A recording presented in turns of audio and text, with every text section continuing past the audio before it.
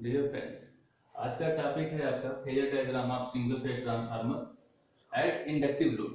इससे पिछले वाले जो वीडियो में हमने देखा था कि रेजिस्टिव लोड के लिए फेजर डायग्राम कैसे ड्रा करें, और इससे पहले बताने से पहले मैं आप लोग से एक बार शेयर करना चाहता हूँ कि लॉकडाउन के चलते जितने संसाधन हैं उसके हेल्प से मैं सब बता रहा हूँ, और बच्चों को ट्यूटोरियल या फिर उनके जो सिलेबस है वो पूरा ना होने की वजह से मैं वीडियो बना के उन्हें भेज रहा हूँ।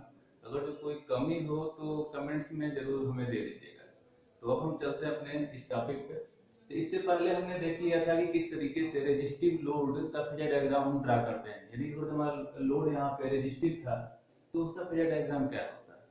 तो अब हम देखते हैं कि इंडक्टिव आपका जो लोड है तो उसका फेजर डायग्राम क्या होगा। तो जो उसमें हमने जो स्टेप्स, जितने भी फेजर डायग्राम के स्टेप्स थे वो सारे के सारे स्टेप्स मैंने यहाँ पे भी ऐसे ही लिख दिया है, क्योंकि दोनों में वही स्टेप्स है। केवल हमारा ये जो करंट है I2 वो डिपेंड करता है नेचर ऑफ लोड। तो यहाँ पे लोड आपका चेंज हो जाएगा, तो लोड आपका चेंज होने की वजह से आपका I2 का जो नेचर है वो भी चेंज हो जाएगा।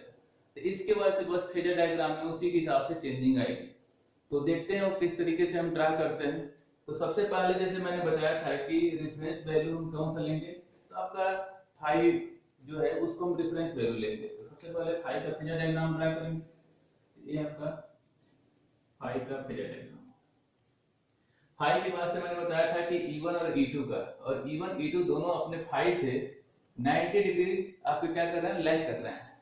तो चूंकि E2 ग्रेटर देन E1 है, मतलब T2 ग्रेटर देन T1 होने की वजह से इसकी जो फेजर डायग्राम है E1 से थोड़ी ज्यादा होगी, और दोनों होंगे सेम डायरेक्शन में इस 5 से 90 डिग्री लैग करते हुए।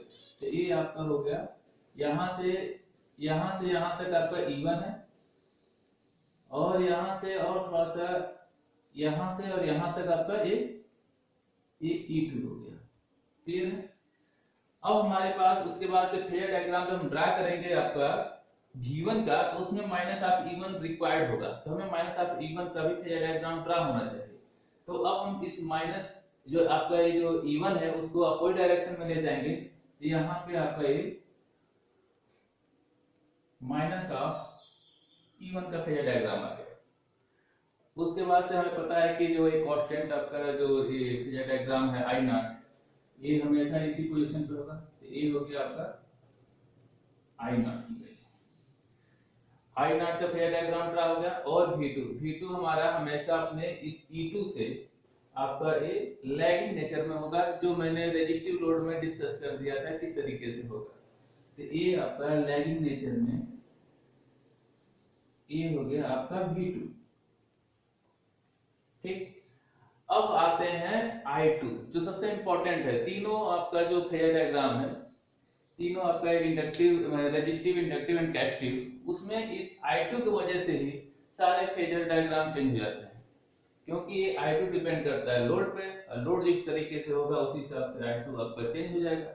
जब I2 चेंज होगा तो जाहिर सी बात है फेजर डायग्राम में भी आपकी चेंजिंग आएगी। तो देखते हैं क्या चेंजिंग आता है। तो सबसे पहले इस I2 को देखते हैं। तो जब I2 इस रेजिस्टेंस, देखिए यहाँ पे इंडक्टिव लोड है, तो प्योरली इंडक्टिव लोड तो होता नहीं। जो हमारे पूरे वर्ल्ड में जो हम लोड यूज करते हैं वो इंडक्टिव होता है, मोस्टली आपका इंडक्टिव होता है। और उसमें आपका सम पोर्शन आपका क्या होता है, रेजिस्टेंस होता है, मोस्ट ऑफ पोर्शन क्या होता है, इंडक्टिव होता है। इन दोनों का कॉम्बिनेशन होता है। तो यहाँ पे सबसे पहले करंट जब इस रेजिस्टेंस के अंदर इंटर करेगा, ये करंट अपने इस वोल्टेज V2 के सेम फेज में जाने की कोशिश करेगा। सपोज करिए कि ये V2 है, तो V2 के इधर आपका आने की कोशिश कर रहा है जब इस रेजिस्टेंस के अंदर जा रहा है। और जब एक करंट आपका इस इंडक्टेंस के अंदर इंटर कर रहा है, तो इंडक्टेंस के अंदर जो आपका करंट होता है वो अपने वोल्टेज से 90 डिग्री क्या होगा, लैग करेगा। तो ये 90 डिग्री इधर आपका, इसका 90 डिग्री कहीं इधर आपका लैग करते रहेगा। अब है क्या, ये इन दोनों का कंबाइंड इफेक्ट आपका ये I2 है। तो ये जो इसका जब इन देखो 90 और इसका जब हम कंबाइन करेंगे, रिजल्टेंट लेंगे, तो कहीं आपका ये इस डायरेक्शन में आपका आ गया ये I2, यानी अपने V2 से क्या कर गया, लैग कर गया। तो अब जब हमें I2 का फेजर डायग्राम ड्रा हो गया, तो I2 का फेजर डायग्राम ड्रा होते हैं हम किसका फेजर डायग्राम ड्रा कर सकते हैं, इस I1 डैश का। और इससे पहले भी हम लोगों ने रेजिस्टिव लोड में पूरी ब्रीफली हम लोग देखे थे कि किस तरीके से I1 डैश अपने I2 से अपोजिट डायरेक्शन में है और थोड़ा ज्यादा है। तो यहाँ पे जो I1 डैश है अपने I2 के ठीक अपोजिट डायरेक्शन में होगा। तो ये आपका I2 है, तो I2 के ठीक अपोजिट डायरेक्शन में आपका इधर ये जो फेजर डायग्राम आ रहा है ये है आपका I1 डैश का। क्लियर है? और फिर यहाँ पे देखिए जब I1 डैश का फेजर डायग्राम ड्रा कर लेते हैं तो हम I1 की वैल्यू फाइंड करेंगे। I1 क्या होगा? I1 dash plus I0। तो ये I1 डैश हो गया, ये I0 हो गया। तो इन दोनों का फेजर सम लेंगे। फेजर सम कैसे लेंगे? तो इसके टॉप से इसके पैरेलल में एक लाइन ड्रा करेंगे और जिस तरीके और इस लाइन के पैरेलल हम इसके टॉप से ड्रा करेंगे। तो ये कहीं यहाँ पे मिल गया। अब इसको हम आपका ओरिजिन से मिला देते हैं। तो ये आपकी जो फेजर डायग्राम है यहाँ से यहाँ तक एक I1 किया गया। तो एक बार जब हमने इस I1 का फेजर डायग्राम और इस I2 का फेजर डायग्राम ये दोनों जब फाइंड हो जाता है तो हम फाइंड किसका करते हैं?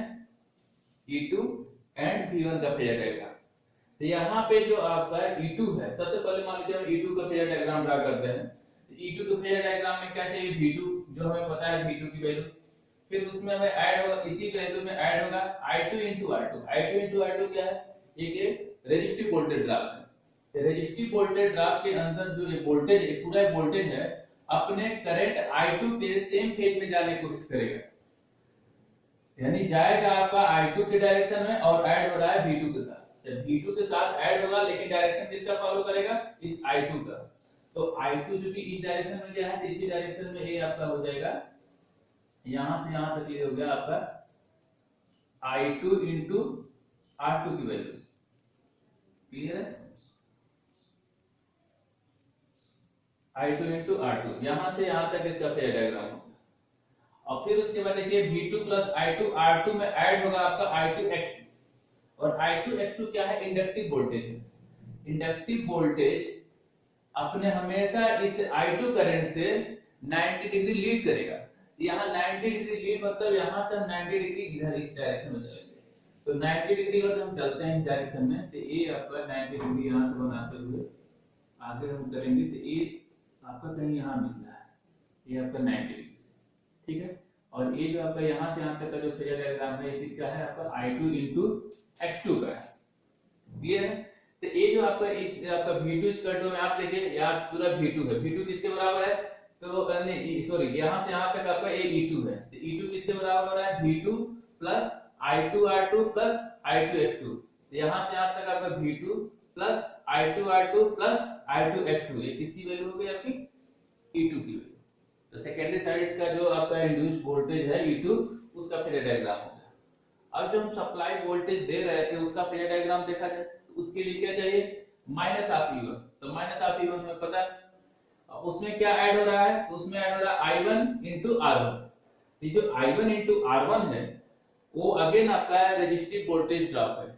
और रेजिस्टिव वोल्टेज ड्रॉप हमेशा अपने इस करंट I1 करंट जो है उसके सेम फेज में जाने की कोशिश करेगा। सेम फेज में जाता ही है। तो अब इसके साथ ये जो E1 डैश है माइनस ऑफ E1 डैश उसके साथ ये वाली वैल्यू ऐड होगी। तो इसके साथ ऐड होगा लेकिन डायरेक्शन है किसको फॉलो करेगा? क्योंकि रेजिस्टिव आपका वोल्टेज ड्रॉप है तो अपने इस करंट के डायरेक्शन में जाएगा।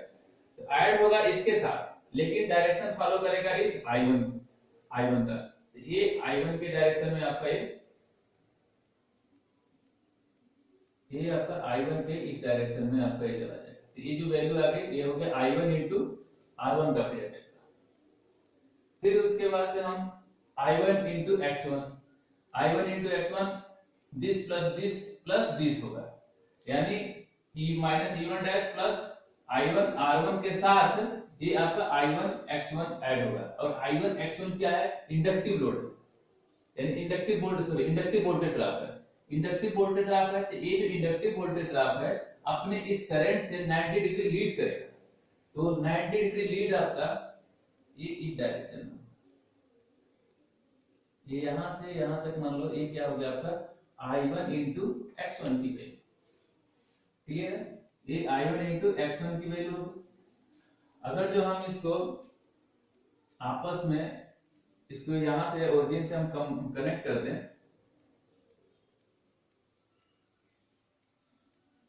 तो ये आपकी जो फेजर डायग्राम है ये आ गया V1 का। क्लियर है?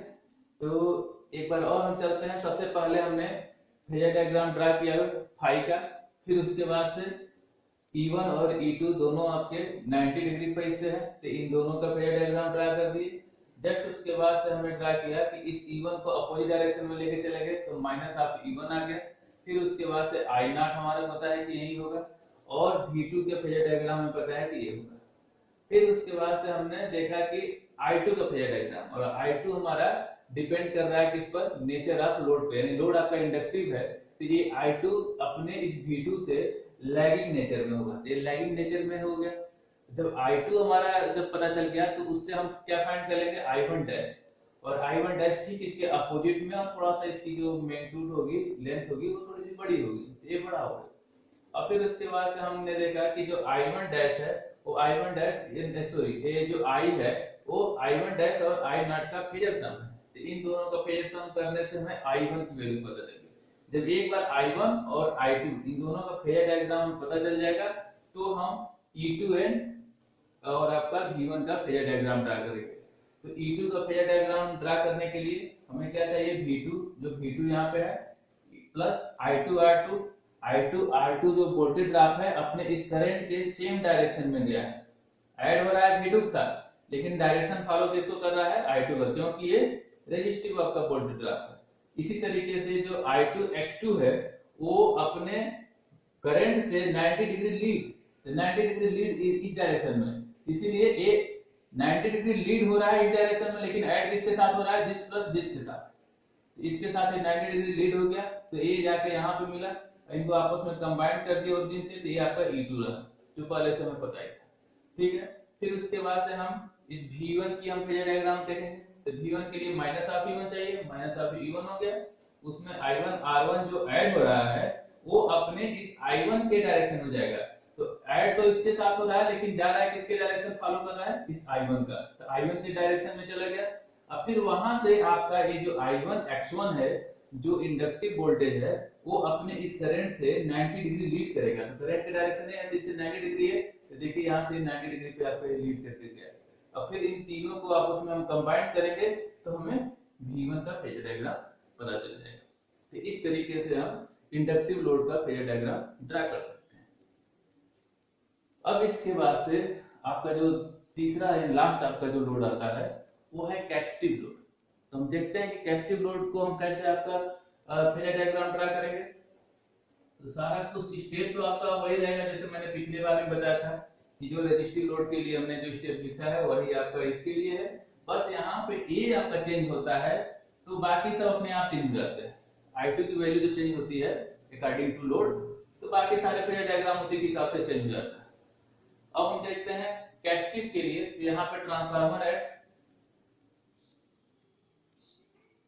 कैपेसिटिव लोड है, और यहाँ पे जो मान लीजिए लास्ट जो मैंने इसमें बताया था जो टर्मिनल है आपका, टर्मिनल के साथ जो आपका लोड कनेक्टेड है, तो हमें पता है कि अगर जो हम कैपेसिटिव लोड की बात करें तो प्योरली कैपेसिटिव तो कुछ भी नहीं होता है, कोई भी चीज प्योरली नहीं होती है, तो इसमें सम पोर्शन आप क्या हो जाएगा, रेजिस्टेंस रहेगा, और मोस्ट पोर्शन आपका क्या हो जाएगा, कैपेसिटेंस हो जाएगा। ठीक है, तो अब उसका फेजर डायग्राम कैसे ड्रा होगा तो देखते हैं।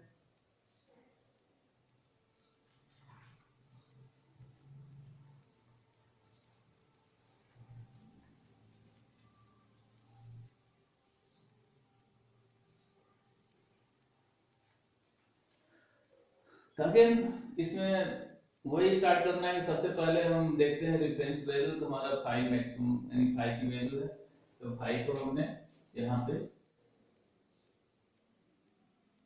5 आपका रेफरेंस में हो गया। क्लियर, फिर उसके बाद 5 रेफरेंस में हो गया, वहां से हमारा दूसरा किसका फेजर डायग्राम ड्रा करेंगे, E1 और E2 का। E1 और E2 दोनों के दोनों आपस में नीचे की तरफ, ये हो गया आपका E1 और ये है आपका E2 का फेजर डायग्राम। फिर उसके किसके आप फेजर डायग्राम ड्रा करेंगे, माइनस ऑफ E1। तो माइनस ऑफ E1 क्या हो जाएगा, ए माइनस ऑफ E1 का phasor diagram. Then I not, तुम्हें पता है कि हमेशा आई नॉट आपका यही आपका इसी डायरेक्शन में होता है, आई नॉट, ठीक है। और उसके बाद से हम V2 का फेजर डायग्राम ड्रा करेंगे। अगर हमें पता है कि जो V2 है वो हमेशा अपने E2 से कुछ एंगल आपका ये लैग करेगा, तो ये हो गया आपका, ये हो गया V2। क्लियर है। V2 होने के बाद से अब हम किसका फेजर डायग्राम ड्रा करेंगे, I2। यही पे इंपॉर्टेंट आपका है कि यही आपको जाके सारा फेजर डायग्राम चेंज करता है। अब I2 का अगेन हम देखते हैं कि जब I2 रेजिस्टेंस के अंदर जाएगा तो कहां जाने की कोशिश करेगा, अपने V2 के, यानी जब I2 इस रेजिस्टेंस के क्रॉस आपका होगा तो अपने इस V2 के डायरेक्शन में जाने की कोशिश करेगा। और जब आपका I2 इस कैपेसिटेंस में होगा तो अपने इस वोल्टेज से 90 डिग्री लीड करेगा। तो 90 डिग्री लीड किधर होता है, इस डायरेक्शन में। और चूंकि ये करंट इन दोनों के कॉम्बिनेशन की वजह से आपका फ्लो हो रहा है, दैट मींस जो एक करंट होगा अपने इस वोल्टेज से लीड करेगा कुछ एंगल, यानी फाई एंगल आपका लीड करेगा। तो ये आपका न इधर जाएगा न इधर जाएगा, इन दोनों का कंबाइंड जो आपका होगा ये उसके हिसाब से आपका ये इस तरीके से ये हो गया आपका I2 की डायरेक्शन। जब I2 की डायरेक्शन में पता चल गया तो I2 के डायरेक्शन में पता चल गया, तब हम किसका डायरेक्शन फाइंड करेंगे, I1 डैश। I1 डैश क्या होगा, ठीक इसके अपोजिट, ठीक इसके अपोजिट, ये आपका हो जाएगा I1 डैश की वैल्यू। क्लियर है। आफ्टर दैट अब हम I1 की अगर तो फेजर डायग्राम ड्रा करें तो इन दोनों फेजर का वो सम होगा। तो यहाँ पे I1 डैश है और ये I नॉट है। तो अब हम इसको क्या करेंगे, इसके पैरेलल एक लाइन ड्रा करेंगे इसके टॉप से, और जैसे ए आपका कुछ एंगल बना के ऐसे गया है, उसी एंगल से हम इसको आगे की तरफ इधर बढ़ाएंगे, कहीं यहाँ पे मिलेगा। इन दोनों को हम ओरिजिन से मिला दें इस पॉइंट को, तो ये जो आपका फेजर है वो किसकी वैल्यू हो जाएगी आपकी, I1 की। ये I1 का फेजर डायग्राम हो गया, ये I2 का हो गया। तो जहां I1 और I2 का फेजर डायग्राम हम ड्रा कर लेते हैं तो हम इस V2 और E2 एंड V1 का फेजर डायग्राम हम ड्रा करेंगे। तो अगेन हम V2 का फेजर डायग्राम ड्रा करते हैं, E2 का। E2 इक्वल टू क्या होगा, V2 ए रहा प्लस I2 जो I2 है वो आपका अगेन मैं बता रहा हूँ रेजिस्टिव आपका वोल्टेज है, और ये जो वोल्टेज ड्रॉप है वो अपने करंट के डायरेक्शन में जाएगा और ऐड होगा किसके साथ, V2 के साथ ऐड होगा। लेकिन करंट की डायरेक्शन क्या है, इसका करंट I2 है, I2 करंट की डायरेक्शन इधर है। ये जो जाएगा कुछ इस तरीके से।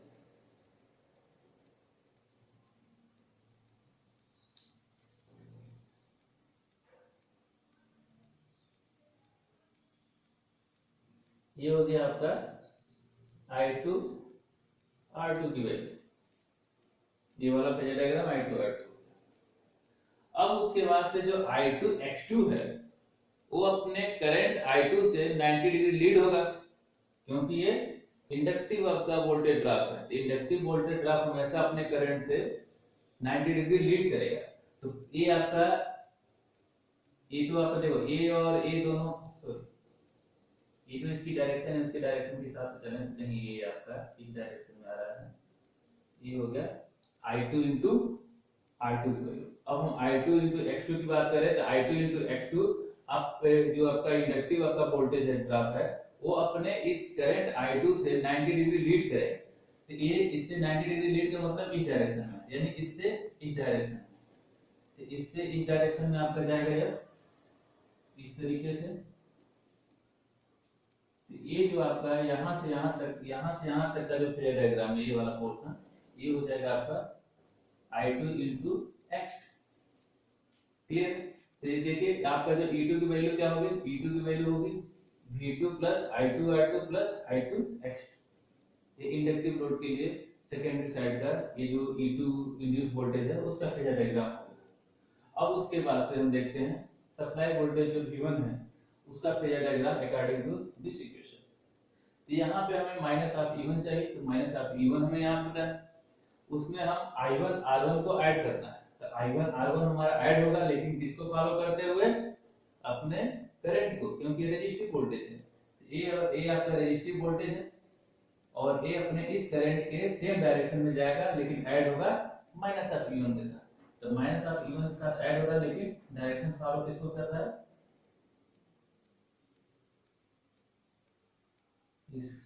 इस डायरेक्शन में। ये हो गया I1 R1 की वैल्यू। अब I1 R1 की वैल्यू हो गया, तब I1 R1 से आपका ऐड होगा, तब देखिए I1 R1 में आपका ऐड होगा I1 X1। I1 X1 again आपका इंडक्टिव आपका वोल्टेज ड्रॉप है और ये अपने इस करंट से 90 डिग्री लीड कर जाएगा। तो इससे 90 डिग्री लीड को अगर हम देखा जाए तो ये 90 डिग्री आपका कुछ इस तरीके से आएगा। ये हो गया आपका I1 X1 की वैल्यू, और इसको हम ओरिजिन के साथ कनेक्ट कर दें तो ये जो पोर्शन आ गया ये आपका हो गया V1 की वैल्यू। क्लियर है? अब यहाँ पे थोड़ा ध्यान देने वाली बात ये है, पिछले वाले टर्म में मैंने थोड़ा सा एंगल को बता नहीं पाया था इंडक्टिव लोड में, लेकिन इसका मैं बता देता हूँ। ये आपका क्या है? I0 है और ये है V1। तो इनके बीच का जो ए वाला जो आपका एंगल होगा यहाँ से यहाँ तक, इसको हम I0 से डिनोट करेंगे। ये I1 है और ये आपका V1 है।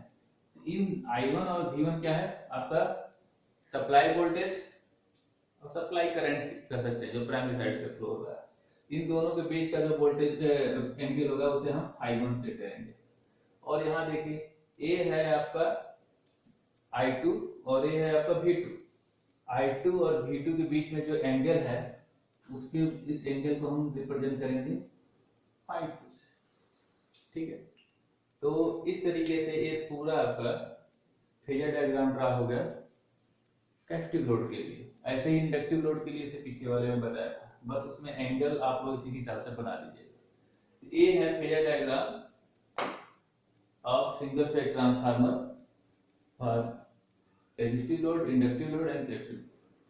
अब एक इंपॉर्टेंट टर्म्स ये आती है कि ये जो वैल्यू आपका सेकेंडरी साइड का जो E2 है, क्योंकि इसकी भी बहुत जरूरत पड़ती है आगे चल के, क्योंकि E2 के हेल्प से अभी हम आपका आगे जब हम पढ़ेंगे तो वहाँ पे हमें वोल्टेज रेगुलेशन फाइंड करना होगा, या फिर और भी हम देखना होगा कि ड्रॉप कैसे हो रही है। तो हमें इस जो पोर्शन, जो नीचे वाला पोर्शन है, ये क्या है? ये फेजर डायग्राम किसका है?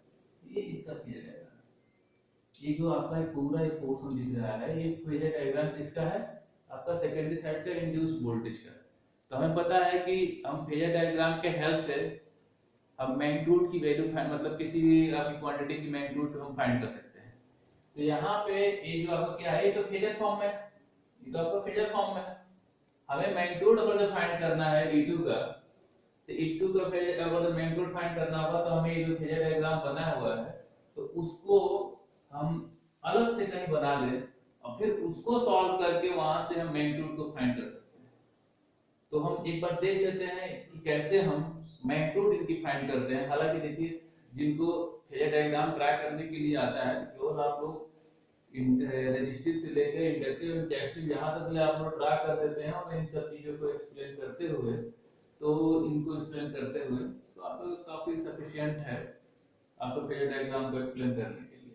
लेकिन कुछ जब मैं थोड़ा सा हमें आगे पढ़ना है जो, और अगर हम खासतौर से जो मशीन 1 मशीन 2 जो स्टूडेंट पढ़ते हैं फर्स्ट ईयर के लिए कितना काफी है, लेकिन जो मशीन 1 मशीन 2 जो पढ़ रहे हैं बच्चे इलेक्ट्रिकल डिपार्टमेंट के, तो उनके लिए ये सब मैग्नीट्यूड ये सब चीजें पता होना चाहिए। तो देखते हैं कैसे वो फाइंड होता है। हालांकि ये नहीं सोचिए कि फर्स्ट ईयर के लिए जरूरी नहीं है, फर्स्ट ईयर के लिए भी जरूरी है, लेकिन उनके लिए इतना चल जाएगा, है ना। तो हम देखते हैं कैसे वो फाइंड करते हैं।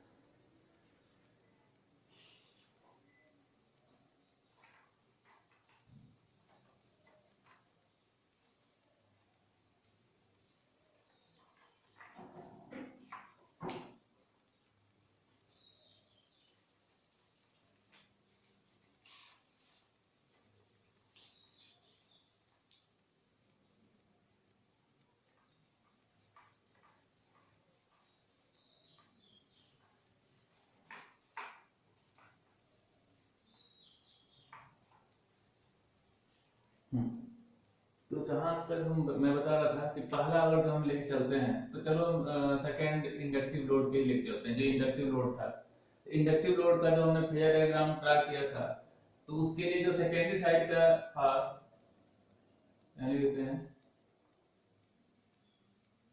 Inductive load. इंडक्टिव लोड के लिए जो हमने सेकेंडरी साइड का जो वोल्टेज था उसकी वैल्यू क्या थी, E2 equal to V2 plus I2 R2 plus JR I2 X2। तो इसमें सपोज करो कि मैं अब इसमें फेजर डायग्राम किसका ड्रा कर रहा हूं, इसको मैंने मान लिया V2 को रेफरेंस वैल्यू ले लिया।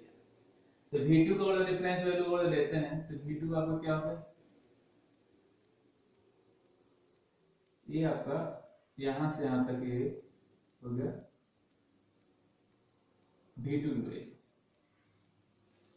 और V2 से जो I2 है, क्योंकि लैगिंग लोड था या लोड आपका इंडक्टिव था, तो हमारा जो I2 है अपने वोल्टेज से क्या था, I2 एंगल आपका लैग कर रहा था। तो ये आपका हो गया I2 की वैल्यू जो आपका I2 एंगल लैग कर रहा है। ये तो इंफॉर्मेशन हमें जरूरी है इस पूरे इक्वेशन का फेजर डायग्राम को ड्रा करने के लिए। अब हमें V2 का फेजर डायग्राम पता है, I2 का फेजर डायग्राम पता हो चुका है। तो I2 इंटू R2 जो क्या है, अगेन आपका रेजिस्टिव वोल्टेज है। तो ये जो वोल्टेज ड्रॉप है अपने इस I2 के सेम फेज में जाएगा और किसके साथ ऐड होगा, V2 के। तो V2 के साथ ऐड होगा, लेकिन फॉलो किसको करते जाएगा, आपका इस I2 के डायरेक्शन में। तो इस I2 के डायरेक्शन में इसी तरीके से आपका ये हो जाएगा I2 इंटू R2 का फेजर डायग्राम। अब हम I2 इंटू X2 का फेजर डायग्राम देखें। I2 इंटू X2 का जो फेजर डायग्राम होगा अपने ये कौन सा वोल्टेज है, इंडक्टिव वोल्टेज है। तो इंडक्टिव वोल्टेज ड्रॉप अपने करंट से 90 डिग्री लीड करता है। तो इस करंट से 90 डिग्री लीड करने का मतलब इससे आपका ये 90 डिग्री लीड करते हुए इस डायरेक्शन में, ये किसकी वैल्यू होगी आपकी, I2 इंटू X2।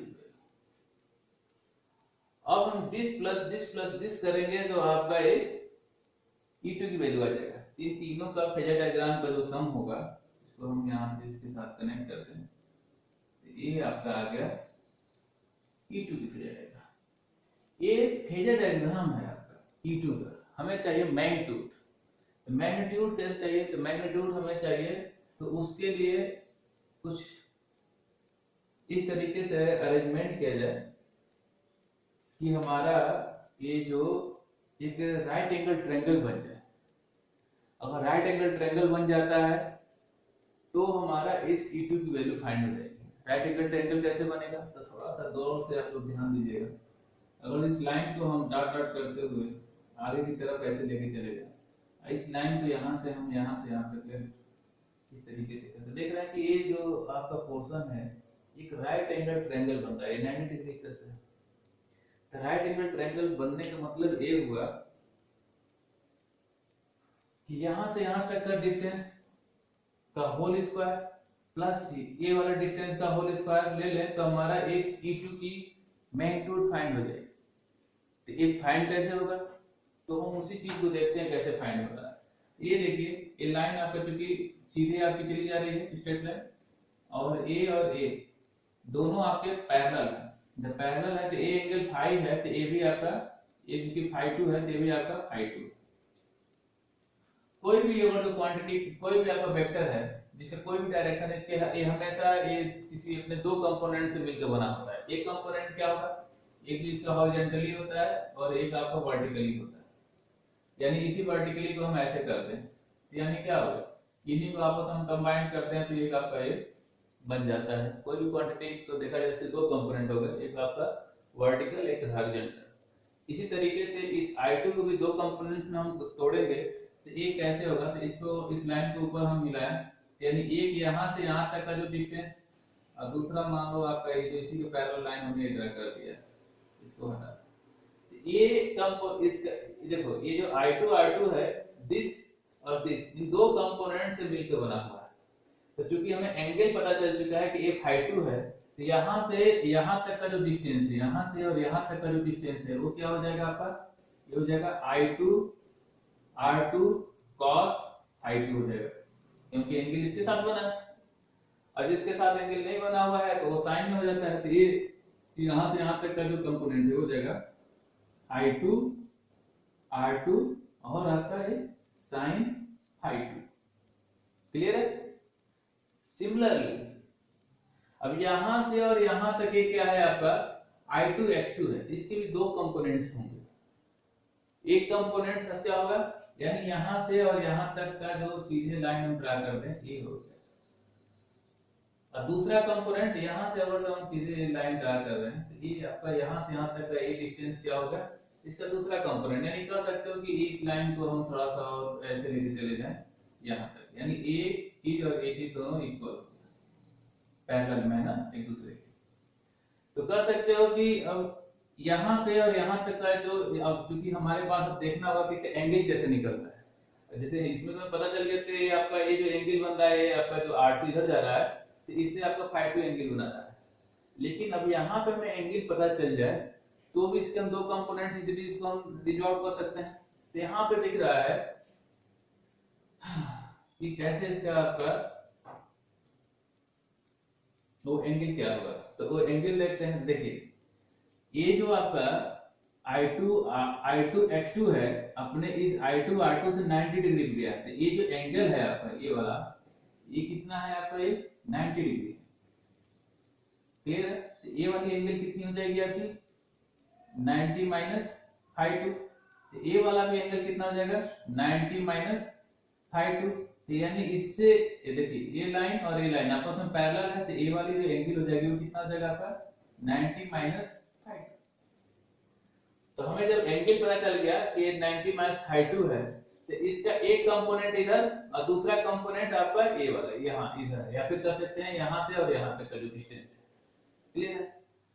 तो अब इसका I2 X2 का एक कंपोनेंट इधर रहेगा क्योंकि एंगल क्या बना है आपका ये 90 माइनस phi 2। तो यहाँ हो जाएगा I2 X2 cos 90 minus phi 2, क्योंकि एंगल क्या है आपका ये यहाँ बना है तो इसलिए cos वाला कंपोनेंट ए वाला हो जाएगा, sin वाला कंपोनेंट ए रहेगा। तो लेकिन यहाँ 90 माइनस phi 2 है तो इसको लिख सकते हैं I2 X2 sin phi 2। Clear है? ऐसे ही आपका वो जो दूसरा वाला कंपोनेंट है वो हो जाएगा आपका ये I2 X2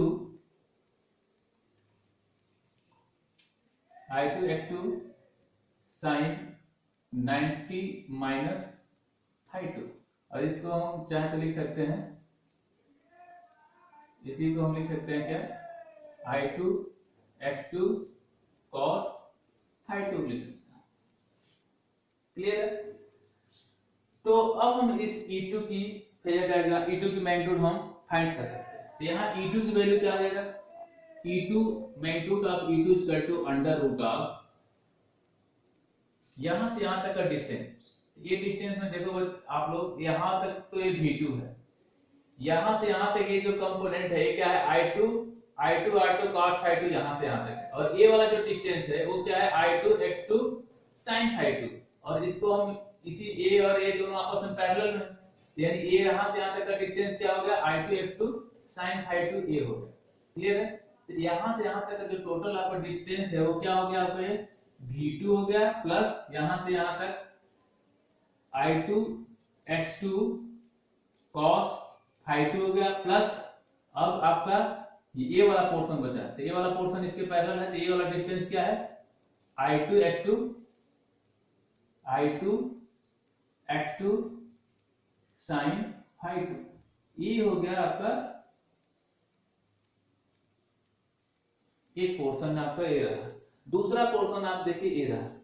तो इसमें हमें देखिए इस वाले ट्रायंगल, जैसे मैंने बताया था कि ये वाला जो ट्रायंगल है ये वाला, ये राइट एंगल ट्रायंगल बन रहा था। तो अगर जो हमें इस हाइपोटेनियस जो होगा वो क्या हो जाएगा अंडर रूट ऑफ ये जो आपका बेस है उसका होल स्क्वायर, और लेंथ आपका बस इतना ही है लेंथ का होल स्क्वायर। यहाँ लेंथ की ये वाली वैल्यू क्या होगी, क्योंकि हमें पता है कि यहाँ से यहाँ तक ये जो डिस्टेंस है वो क्या है आपका I2 X2, उसमें से हम ए वाला पोर्शन घटा दें, और ए वाला पोर्शन क्या है इसको आगे बढ़ा के लेकर आएंगे तो ये जो आपका कंपोनेंट है यानी इसका इस I2 R2 का जो दूसरा एक कंपोनेंट है ये वाला डिस्टेंस वही क्या है आपका, यहाँ से यहाँ तक का डिस्टेंस है। तो इस पूरे में से इसको हम घटा दें तो आपका ये वाला डिस्टेंस निकल जाएगा ऊपर वाला। तो हम क्या करेंगे कि ये वाला पोर्शन क्या है, तो ये वाला पोर्शन है आपका I2 x2 cos phi 2, ठीक है। तो यहाँ पे लिखेंगे हम माइनस प्लस ब्रैकेट में I2 x2 cos phi 2, ठीक है। अब उसमें से सबट्रैक्ट क्या होगा, तो ये वाला डिस्टेंस, तो ये वाला डिस्टेंस क्या है, तो ये जो आपके पैरेलल में आप जा रहे हैं, तो ये इसका जो दूसरा वाला कंपोनेंट है I2 R2 sin phi 2 a है, तो उसमें से हम सबट्रैक्ट कर देंगे I2 R2 sin phi 2 का होल स्क्वायर, इसको हमने सबट्रैक्ट कर दिया। तो अब सबट्रैक्ट करेंगे तो ये आपका इसकी मैग्नीट्यूड आ गई। अब थोड़ा सा एजम्पशन यहाँ पे है, एजम्पशन ये है, यहाँ गौर से आप देखिए कि जो सेकेंडरी साइड जो वोल्टेज है, मान लीजिए हमारा स्टेप अप या स्टेप डाउन कुछ भी हम कर रहे हैं, तो सेकेंडरी साइड वाला जो हमारा वोल्टेज होगा, तो यहाँ मान लीजिए प्राइमरी साइड में वोल्टेज 230 है और सेकेंडरी साइड आपका 110 वोल्ट आपका मिल रहा है, तो 110 वोल्ट ये रहा और उसमें आप ड्रॉप, मान लीजिए इस ड्रॉप की वैल्यू 2 ले लेते हैं, तो इन दोनों को ऐड कर दिए तो आपका 112 हो गया। तो 112 का होल स्क्वायर, एक ए वाला अलग आपका पोर्शन हो गया। और यहाँ पे देखिए ये मान लीजिए आपका ये, मान लीजिए आपका 1.5 है I2 x2 cos phi 2 की वैल्यू, और ये जो I2 R2 sin phi 2 की वैल्यू मान लीजिए 1 है। तो 1 में से अगर जो 1.5 में से अगर जो 1 सब्ट्रैक्ट करोगे तो कितना आ जाएगा, 0.5 का 0.5 का होल स्क्वायर करोगे तो और इसकी वैल्यू कम होगी। तो इसके साथ कंपेयर करेंगे कहां आपका 112 और कहां आपका 0.5 का होल स्क्वायर, तो ये वैल्यू काफी नेग्लिजिबल होगा इसके कंपेयर में। तो इस वाले पोर्शन को हम क्या कर सकते हैं, नेग्लेक्ट कर सकते हैं। जब इसको हम नेग्लेक्ट करेंगे तो आपका जो, इसको हम मान लीजिए ये क्या हो गया, ये लगभग आपका 0 के बराबर हो गया। तो यहाँ से जो आपका मैग्नीट्यूड ऑफ E2 है उसकी वैल्यू कितनी हो जाएगी, तो ये केवल आपका ये वाला पोर्शन, तो इस वाले पोर्शन के ऊपर होल स्क्वायर है और ये रूट है, तो ये होल स्क्वायर इस रूट को हटा देगा तो केवल आपका बचेगा V2 plus I2 R2 cos phi 2 plus I2 x2 sin phi 2। ये आपका जो वैल्यू आ रही है ये मैग्नीट्यूड के फॉर्म में हो गई सेकेंडरी साइड वोल्टेज की वैल्यू, ठीक है। ये मैग्नीट्यूड फॉर्म है, ये भी मैग्नीट्यूड में है, ये भी मैग्नीट्यूड में है, सारे क्लियर है। तो ये आपका सेकेंडरी साइड का मैग्नीट्यूड वैल्यू हो गई इंडक्टिव लोड के लिए। अगर जो यही रेजिस्टिव लोड होता है, देखिए उसके लिए भी फेजर डायग्राम बना के मैं बता सकता हूँ, और कैपेसिटिव के लिए भी, फिर वही है कि आपको काफी लेंथी हो जाएगा। तो मैं इसी में आपको ट्रिक बता देता हूँ कि किस तरीके से हम इसका, ये तो हो गया फॉर इंडक्टिव लोड के लिए। सेकंड अगर ले लेते हैं फॉर रेजिस्टिव लोड, ठीक है, या फिर इसी को हम यूनिटी पावर फैक्टर भी कर सकते हैं। At resistive load unity power factor का मतलब यहाँ पे क्या है, phi 2 की वैल्यू क्या है, 0 है। क्योंकि आपको याद होगा कि रेजिस्टिव लोड में मैंने बताया था कि जो V2 और I2 दोनों सेम फेज में होते हैं। तो जब दोनों सेम फेज में हो गया तो इस V2 की वैल्यू क्या होगी, 0 होगी।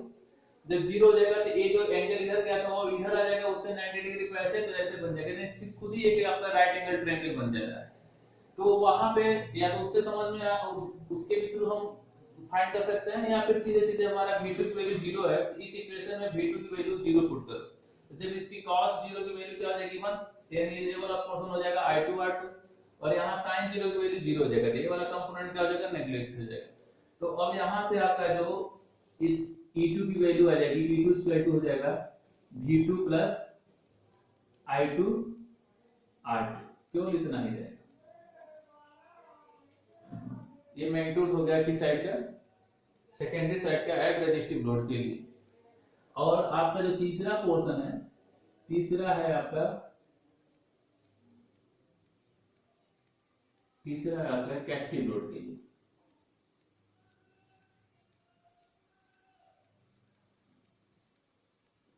कैपेसिटिव लोड, कैपेसिटिव लोड में क्या है कि जो फाई है, अब मैंने बताया था अभी अभी कैपेसिटिव लोड के लिए हमने फेजर डायग्राम ड्रा किए थे, तो जो आपका I2 है वो V2 से लीडिंग पर था। लीडिंग का मतलब यहाँ पे हम एंगल को क्या ले लेंगे, माइनस फाइव ले लेंगे, नहीं जो यहाँ पे फाइव टू प्लस में है इसको हम माइनस फाइव टू ले लेंगे, ठीक है। यानी यहाँ पे आपका है, इसको लिख सकते हैं माइनस फाइव टू लेके चल रहे हैं। तो जब माइनस फाइव टू आप इसमें पुट करिएगा तो cos minus theta equal to minus theta, cos minus theta equal to cos theta, दोनों पहले पढ़ चुके हैं, ये सब होता ही है। तो ये इसमें क्या हो जाएगा, ये तो आपका साइन इसका चेंज नहीं होगा, लेकिन यहाँ पे साइन माइनस फाइव टू करेंगे तो ये आपका minus I2 sign five to हो जाएगा। तो इससे जो आपका मैग्नीट्यूड आ जाएगा E2 की वैल्यू वो हो जाएगा E2 equal to V2 plus I2 R2 cos phi 2 minus I2 X2 sin phi 2। ये जो आपका रिलेशन आ गया, ये इंडक्टिव लोड कैपेसिटिव लोड की जो मैग्नीट्यूड है सेकेंडरी साइड का E2 की ये वैल्यू आ गई। क्लियर। इस तरीके से जो हमने फेजर डायग्राम ड्रा किया था, उस फेजर डायग्राम के हेल्प से हम इन सेकेंडरी साइड के जो तीनों आपके लोड हैं, तीनों लोड के रिगार्डिंग जो सेकेंडरी साइड का जो वोल्टेज है उनकी मैग्नीट्यूड हम फाइंड करेंगे। तो आज ये रहा, उसके बाद से हम नेक्स्ट वीडियो में पढ़ेंगे कि how to refer all parameters one side to another side, means primary side to secondary side, secondary side to primary side, इसके अंदर इक्विवेलेंट सर्किट डायग्राम जो होगा ट्रांसफार्मर का उसका, ठीक है। तो वो नेक्स्ट टॉपिक में आपके पढ़ते हैं, और आज के लिए इतना ही, ठीक है, धन्यवाद।